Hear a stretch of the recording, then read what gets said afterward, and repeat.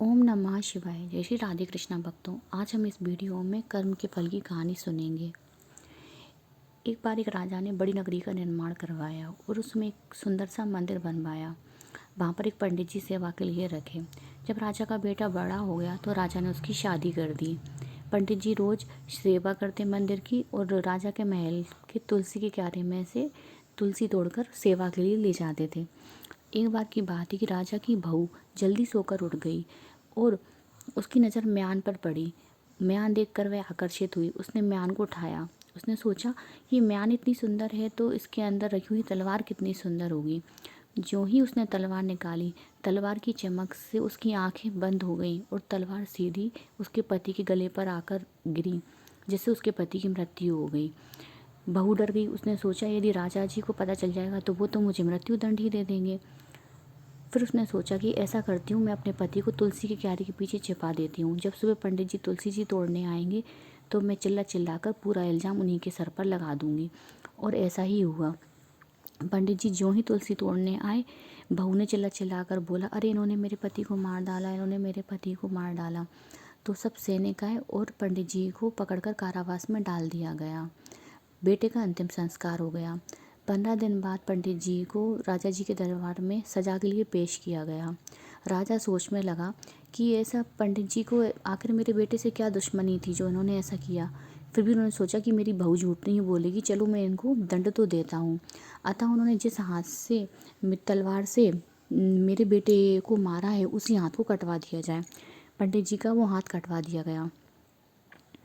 पंडित जी इसके बाद उस नगर को छोड़कर चले गए। वो सबसे पहले अपने गुरुजी के पास गए। गुरुजी ने बोला, गुरुजी से उन्होंने पूछा कि ना तो मैंने कभी असत्य बोला है, ना मैंने कभी झूठ बोला है, और मैं हमेशा भगवान की पूजा करता हूँ, तो फिर मेरे साथ ऐसा क्यों हुआ।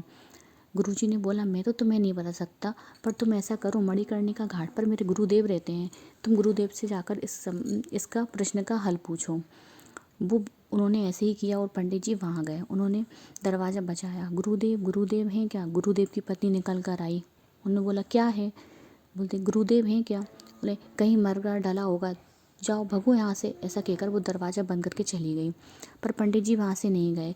वो दरवाजे के पास में ही बैठे रहे। जब शाम को उन गुरुदेव की पत्नी कहीं बाहर गई तो उन्होंने दोबारा दरवाज़ा खटखटाया, गुरुदेव गुरुदेव। गुरुदेव ने दरवाज़ा खोला, बोला, आइए ब्राजी, आप कौन हो। उन्होंने पंडित जी ने अपनी सारी कथा सुनाई। पंडित जी ने बोला, गुरुदेव ये बताइए, आप तो इतने महान पंडित हैं, पर आपकी पत्नी इस तरह से क्यों दिन भर ताना मारती हैं। तो पंडित जी ने, गुरुदेव ने बताया कि पिछले जन्म में ये गधी हुआ करती थी और इसकी पीठ पर एक घाव हुआ था, और पिछले जन्म में मैं कौआ था। मैं कौआ इसकी पीठ के घाव को बार बार कुरेदता था और ये बार बार उठ उठ कर